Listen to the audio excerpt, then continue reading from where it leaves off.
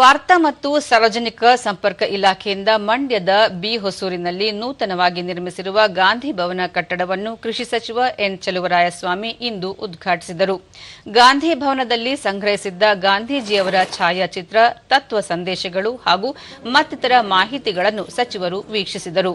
ಈ ವೇಳೆ ಶಾಸಕ ರವಿಕುಮಾರ್ ಗಣಿಗ, ಜಿಲ್ಲಾಧಿಕಾರಿ ಡಾ ಕುಮಾರ್, ಜಿಲ್ಲಾ ಪಂಚಾಯತ್ ಮುಖ್ಯ ಕಾರ್ಯನಿರ್ವಹಣಾಧಿಕಾರಿ ಕೆಆರ್ ನಂದಿನಿ, ಜಿಲ್ಲಾ ಪೊಲೀಸ್ ವರಿಷ್ಠಾಧಿಕಾರಿ ವಿಜೆ ಶೋಭಾರಾಣಿ, ವಾರ್ತಾ ಮತ್ತು ಸಾರ್ವಜನಿಕ ಸಂಪರ್ಕ ಇಲಾಖೆ ಹಿರಿಯ ಸಹಾಯಕ ನಿರ್ದೇಶಕ ಟಿಕೆ ಹರೀಶ್, ಕರ್ನಾಟಕ ಸಂಘದ ಅಧ್ಯಕ್ಷ ಪ್ರೊಫೆಸರ್ ಜಯಪ್ರಕಾಶ್ ಗೌಡ ಮತ್ತಿತರರು ಉಪಸ್ಥಿತರಿದ್ದರು.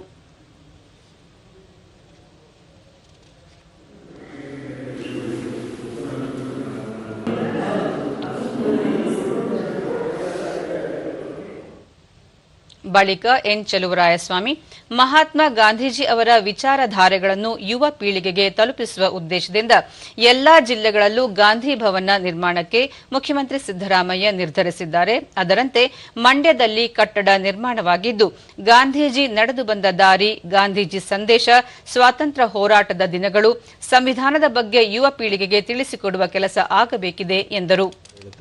ಸೂಕ್ತವಾದಂಥವರಿಗೆ ಜವಾಬ್ದಾರಿಯನ್ನು ಕೊಟ್ಟು ಇನ್ನು ಮುಂದೆ ಇದನ್ನು ಸುಸಜ್ಜಿತವಾಗಿ ಮೇಂಟೈನ್ ಮಾಡಿ ಮತ್ತು ಅದನ್ನು ಮುಂದಿನ ಕಾರ್ಯಕ್ರಮಗಳನ್ನೇ ಹೆಚ್ಚಿಲಿ ನಡೆಯುವಂಥ ಒಂದು ಅವಕಾಶ ಯಾರು ಜವಾಬ್ದಾರಿ ಕಮಿಟಿ ಮಾಡ್ತಾ ಅದನ್ನು ಮಾಡಬೇಕು ಅಂತೇಳಿ ನಾನು ಜಿಲ್ಲಾಧಿಕಾರಿಗಳಿಗೆ ಸೂಚನೆ ಕೊಡ್ತೀನಿ.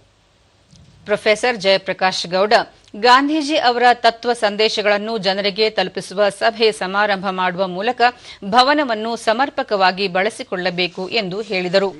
ಇಲ್ಲಿರ್ತಕ್ಕಂಥ ಕೇಂದ್ರೀಯ ವಿದ್ಯಾಲಯ ಇವೆಲ್ಲರೂ ಕೂಡ ಬಳಸ್ಕೊಂಡ್ರೆ ಸಮರ್ಪಕವಾಗಿ ಇದು ಬಳಕೆಯಾಗದಂಗೆ ಆಗುತ್ತೆ. ಇದೊಂದು ಅತ್ಯಂತ ಸಂತೋಷವಾಗಿರ್ತಕ್ಕಂಥ ಒಂದು ಕ್ಷಣ ಅಂತ ನಾನಾದರೂ ಕೂಡ ಅಂದ್ಕೊಂಡಿದ್ದೇನೆ.